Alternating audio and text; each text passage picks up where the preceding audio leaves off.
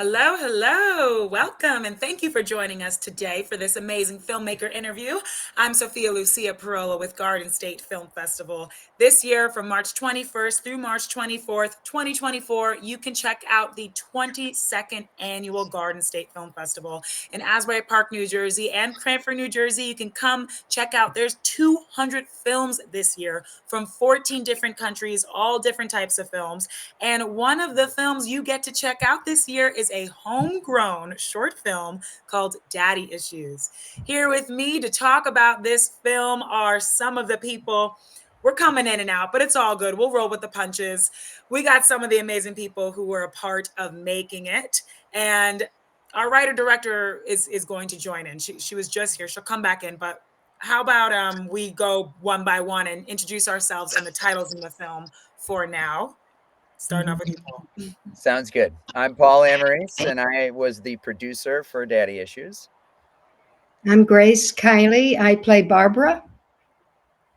Adam Harrington. I am Barbara's son, and right now I'm literally forgetting the name of the character. All good. Barbara's son works. Yes. It'll come back to you. And we also have Erin. Sorry, what, Adam? If anybody has any thoughts or can help out, oh, you produced the film. Yeah, I know. Now you're putting me out. Now I'm having a hard time now because I'm looking at you and I'm saying, "Oh yeah, Adam." I'm gonna tell you right now what your name was, Adam, and you played Danny. Danny, thank you. You played Danny in the film, and you played him well. Even if you don't remember the name. No. I was telling them before we started the live, guys, I'm such a fan of this film because it is funny, it is witty, it's all the things you love about film, and I'm excited to talk to you guys about it. Erin is our writer-director. She's going to come back on, I'm sure, but let's just get right into it while we're here. Paul, you produced the film. Can you tell everybody a little bit about Daddy Issues, if that's all right? Sure. So Daddy Issues was written and directed by Erin. The way she came up with the concept is, from what I understand, and when we talked about it, it's about a mother who is sort of going through like a little bit of a midlife crisis.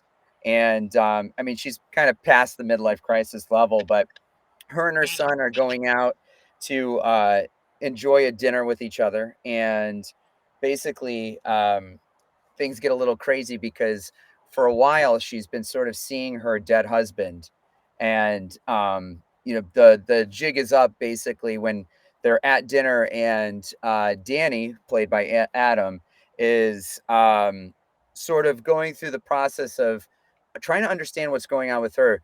But most of the scene carries through where Barbara is carrying on with Danny, and then also carrying on with her dead husband, which nobody can see at this moment. So you sort of, from an audience perspective, you sort of think she's crazy, and then becomes a moment where we're all in on the joke. She actually does see him, and she is speaking to him, and so most of the film shows her trying to convince Danny that, wait, you don't see him, like, he's here. My life is so much fresher and fuller. And as they go through the whole process, there's Erin. I could probably have Erin carry on. Hey, what's up, Erin? We can't hear you. We can't hear you, but as soon as I have a question for you. Oh, there you are. Yeah. All good. We just started just hearing about the film through Paul. Okay. Wonderful. Yeah. I figured that's awesome.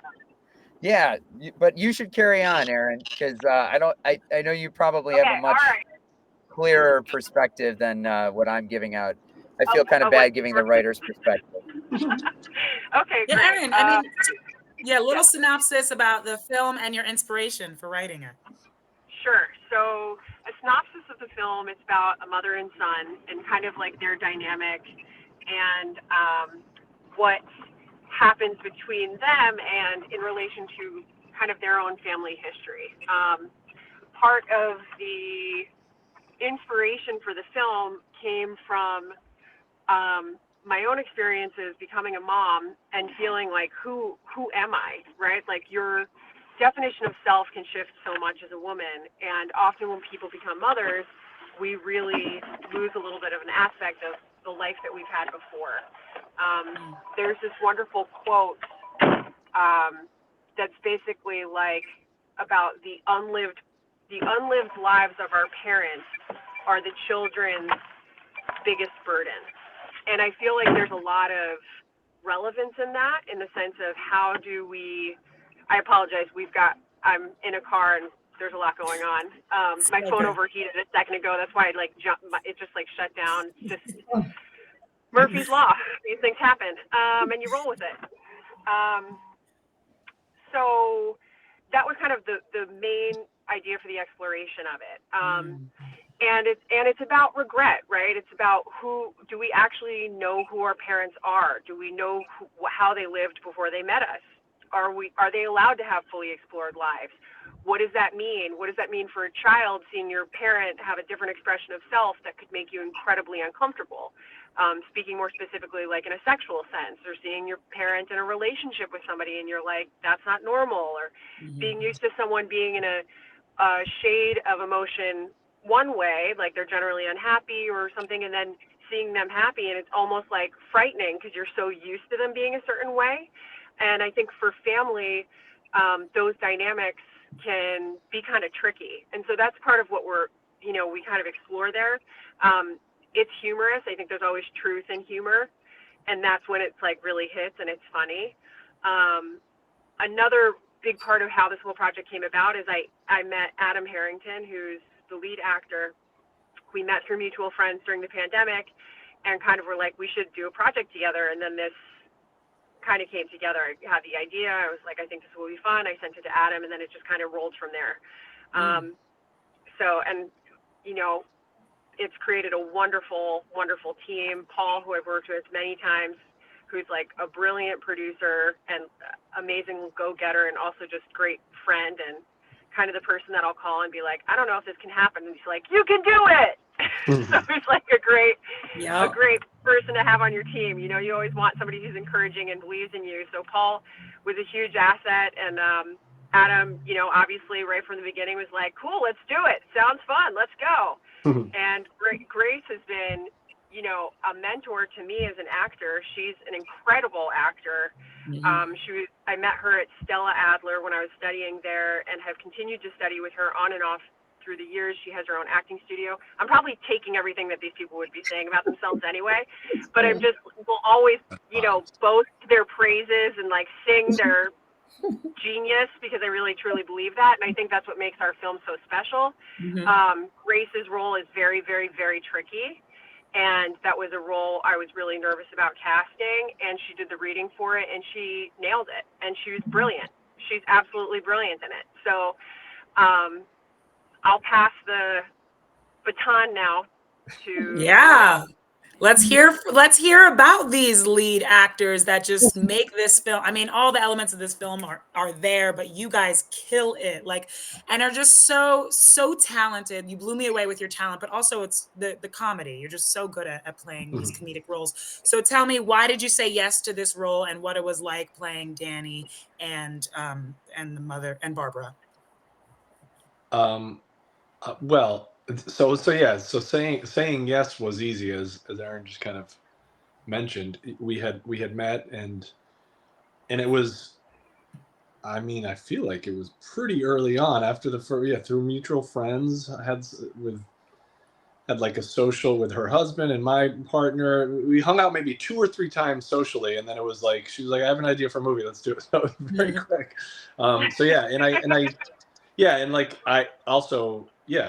There's so many throughout my life. I lived in LA for a long time, in New York. People have ideas and they're like, we should do this, and 9 times out of 10 nothing happens, because it's like, and I'm talking about myself with that as very much. So it was super inspiring to see how motivated Aaron was of like this idea, saw it from the beginning, and just in a very relatively short period of time it came to fruition and happened. So that was awesome. And in the part, it's like she's done a lot of sketch and improv, so have I. So it felt very much to me as like a short film, long form sketch, like an absurdist kind of sketch, which I love, and in playing kind of like I guess, yeah, a straight man type character to something about like craziness going around, which I also, for me, just personally, I love to play. I'm drawn to that. So everything just felt great. And Erin had said, she's like, I don't know if Erin, you had the idea at all before meeting me, or it was like a seed, or it was more like having met me. She was like, I have this idea. It was like she cast. It was in the same moment of becoming friends. She was casting. Meant to do be. that. I tend to do that sometimes. I don't mean to. I meet people and they're like, "Oh, I'm an actor," or "Oh, I'm this or that," and I'm like, and you're like, oh. immediately, have a role for you. Yeah. The wheels. Yeah. That artist brain. Grace, what attracted you to the role of Barbara, and how was playing this character? Have you played a character like her before? Tell me about your experience. No, I haven't. And that's unfortunate because as you get older, you want a character that is a real human being, not a stereotype. You know, so many of them are, you've got dementia or you're a cougar or something like this. But I wanted to say the one brilliant thing that Erin said to me early in the rehearsals is she's, after a read through, she said, you know, this isn't method. And I can nail method. She said, you know, this is different. And she said a couple of words. And I realized, yeah, there's a passion, there's an energy, and you find it and you just hook into that. And the script does all the work. That's what's gorgeous about this kind of project. And it being a short too. I mean, they're often like chopped up and you're doing a little bit of this and that. And you don't get the opportunity of being fully engaged in a dramatic arc, you know. And so this one gives it to you. And I think it's a real treat to have that from a writer. And so, you know, where we shot, the environment was just right. Everything was just right. And for me, what was glorious about it is it was full of passion. Who doesn't want to go there? You know, like, give me an opportunity to just drench in passion and romance, you know? So I just loved it. And I loved the opportunity. And Barbara and I we want to just rock on, you know, this can't be the end of the trail. No, I hope it's not. I really could see Daddy Issues going some places. Yeah. Which, yeah. I wanted to say the other thing, just that the sentence that Erin said in the beginning, the worst, I want to say, nightmare for children is when they inherit their parents' misfortunes, you know, unfulfilled lives. And I believe that so much. And I thought it was just so wonderful to bring that into a story like this. I think it's just a really excellent message. So there's so many dimensions to this. It's fantastic. I couldn't agree more. I mean, I love this. We're already running out of time, but Paul, Erin's singing your praises. You're a brilliant producer. What makes you a brilliant producer? What went into producing Daddy Issues that made it a success? Well, I think that title of brilliant producer was really like over the top, which I appreciate, Erin. Thank you. I think the thing about Daddy Issues that was really a challenge from a production standpoint is we really didn't have a huge budget, and we were able to pull this thing together using a very small crew, pulling a lot of favors from a lot of really special people. And Erin and I had the opportunity to work many years together in the commercial world. And we were so blessed to have wonderful, wonderful people surround us. And so, you know, neither her nor I had ever really gone to the extent of having to call those types of favors in, but we chose this project to do that. And we were able to just pull everything together very organically. And when you use really great people, really great crew, and really professional actors like what we had on this shoot, it all came together with this synergy. And I feel that for this production, it was really helped by that, having great people, great talent, all put into one place. And we shot it in one day. I mean, we shot this thing in one day. Yeah, we shot in a 12-hour day. Wow. We shot it for a budget that was very teeny tiny.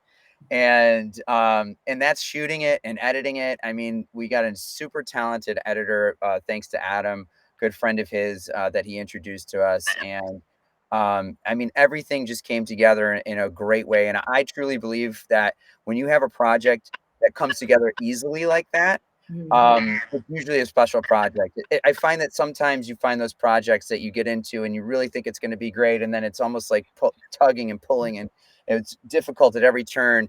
I mean, not saying this happens all the time, but sometimes you have those projects and then they don't really get as good as you want them to be. But when you have that, synergy of everything really coming together so nicely, you get this beautiful product at the end. It's so satisfying.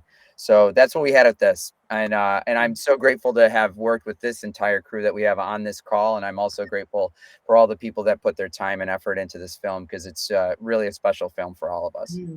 Yeah, you could tell all the elements. Everyone must have been on it, because the film's phenomenal. Aaron, I don't know if this was correct, because my mind is blown if it is. Is this your writing and directorial debut? Did I read that correct in your? I can't believe it. One day shoot. It's your writing director. I'm amazed. What what did you learn that other people can take from you, and that you'll take with your next project? Oh, prepare, and always know you're gonna run out of time. I think if you ask any filmmaker, they'll always say, I wish I had more time. I wish I had more time. I wish I had more time. We were able to do what we were able to do because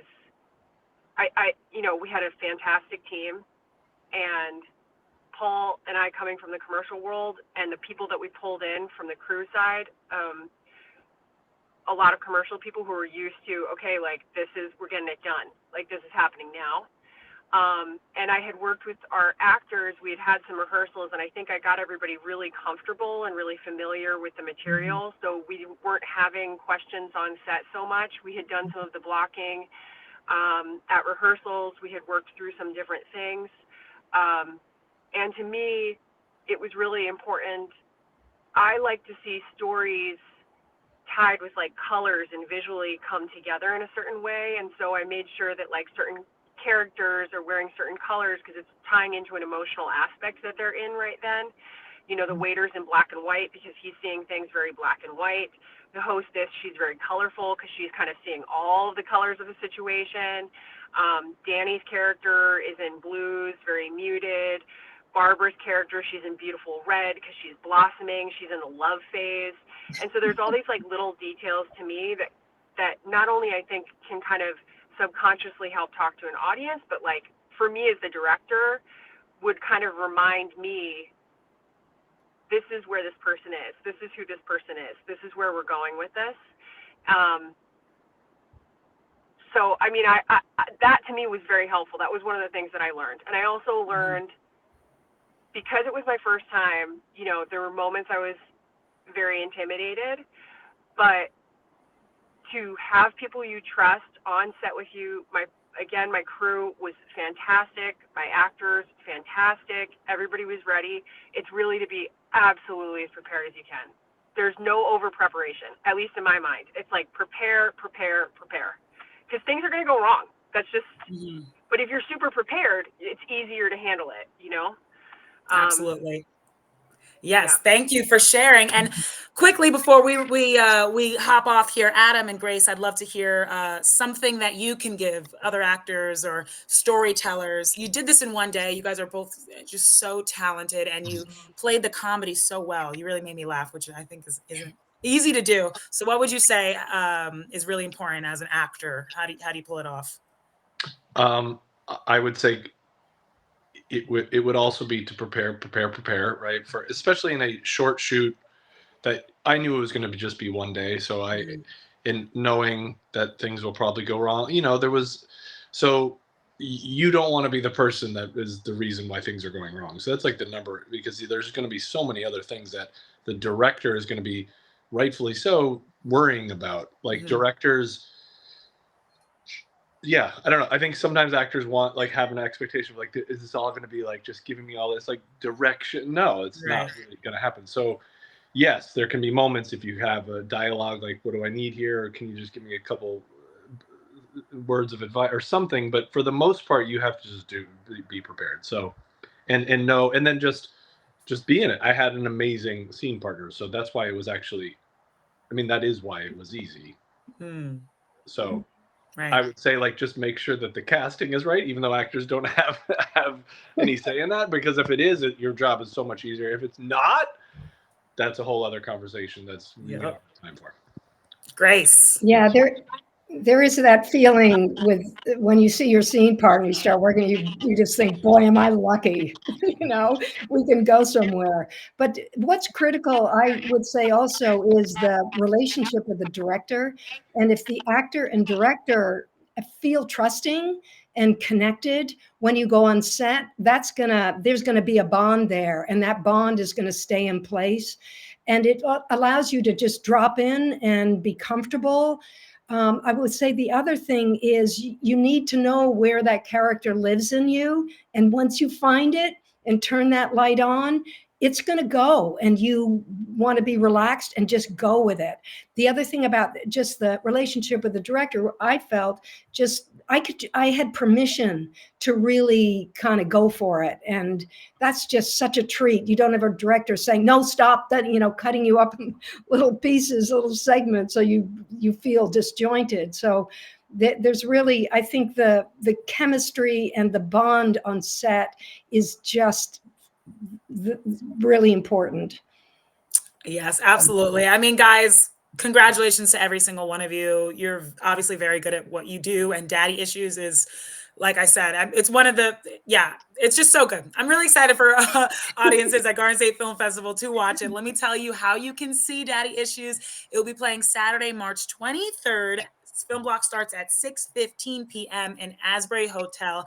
Definitely come check it out. Will I get to see any of you there? Yep. I can't be be there. there. I'm bummed. Adam. All right. We're gonna have almost the whole cast. Yeah, there will be other people, not me. Well, thank you guys so much. And it's homegrown. So what an amazing place to screen this in Asbury Park, New Jersey. Thank you again for taking the time out to talk to me. Congratulations. And I will see you at the festival. Thank you very much. Thank Bye. you. Thank you. Thank you so much.